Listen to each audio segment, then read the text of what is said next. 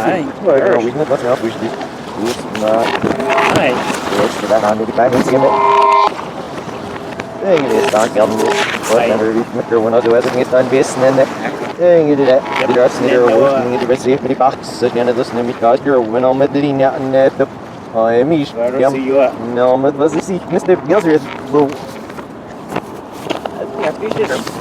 Ja, met dat en dan nog eens die ben ik met dat en dan daar in het ja, hier ziet daar vrij joh.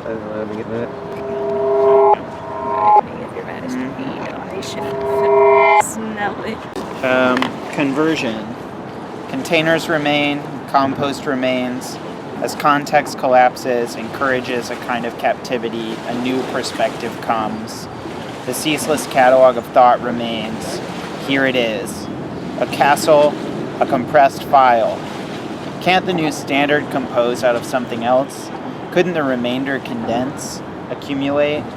The crass stamina required by conversation keeps many quiet. In cameras, in the mezzanine, the echoing gallery, even across acre and chasm. Through challenges and recollections, the scheme becomes complete.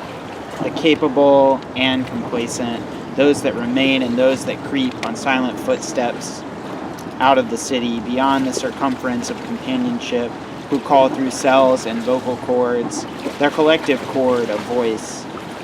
Our sinking sense that the ocean and its cycles, its unceasing erosion, can be all that will one day remain. Huh, nice. Another section? Yeah. There's I have ample words. ample today. words. The only water part, because let's keep in mind these ladies are getting dehydrated, so there's actually a lack of water. But I'm going to switch to the fourth voice because there's reference. What? Is that the endings voice? By now the threads have become combined. Okay. Yes, but so this one's about pain mostly. But there's a liquid in this one, and it's not too gross. Okay. It's not gross at all, actually. Hell of a setup.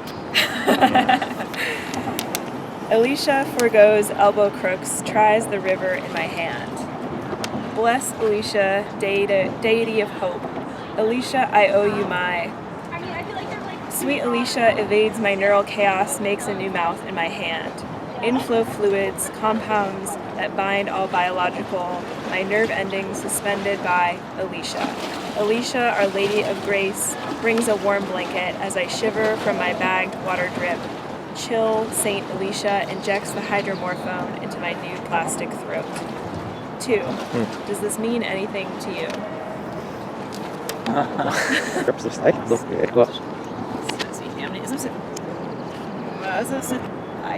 Snarring out message så sitter det ja. Ja, men just det fast ju inte kast. Det är inget gott. Det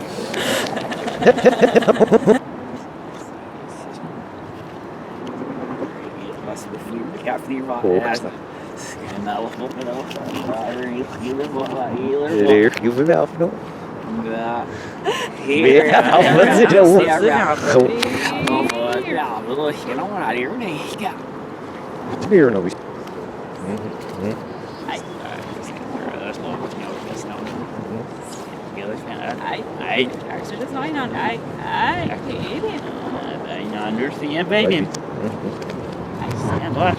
I spin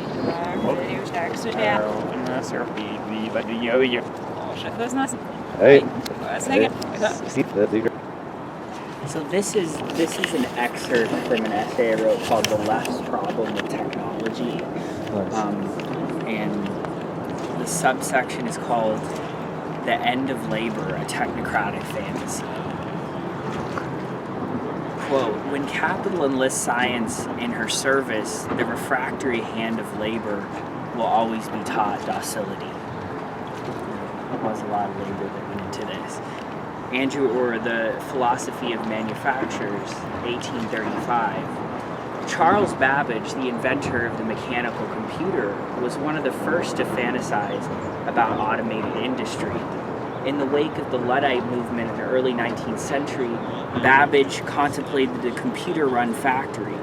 Even earlier, in the late 18th century, utilitarian and anarchist philosopher William Godwin imagined a future where human labor would be displaced by machines. In classic middle-class fashion, Godwin argued that the, quote, utility of machines could not be disputed, despite the, quote, alarm that they caused among the laboring part of the community. Godwin and Babbage were hardly alone. Stephen Eve Jones observes in his Cultural History of Luddism that a, quote, utopian future in which human labor is taken over by machines seemed reasonable to the many progressive thinkers in the era of the French Revolution.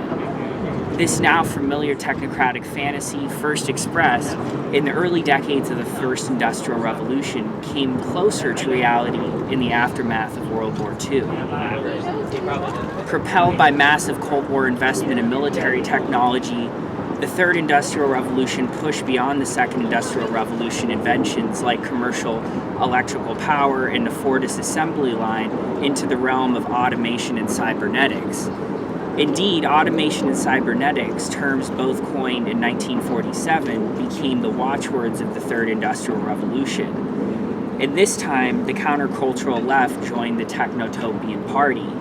Stimulated creatively by avant-garde cultural movements like the Fluxus Collective and nourished intellectually by the Macy Conferences on Cybernetics, the Third Industrial Revolution promised to go far beyond its predecessors. It would do this by uniting the physical and social sciences in an effort to predict, manage, and ultimately transform the psychological reality of the human being. And I'll just read a little bit more.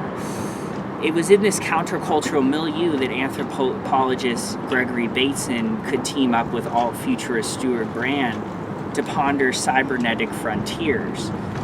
Meanwhile, author Richard Brautigan dreamt of a, quote, cybernetic forest filled with pines and electronics where deer stroll peacefully past computers in his 1967 poem, All Watched Over by Machines of Loving Grace.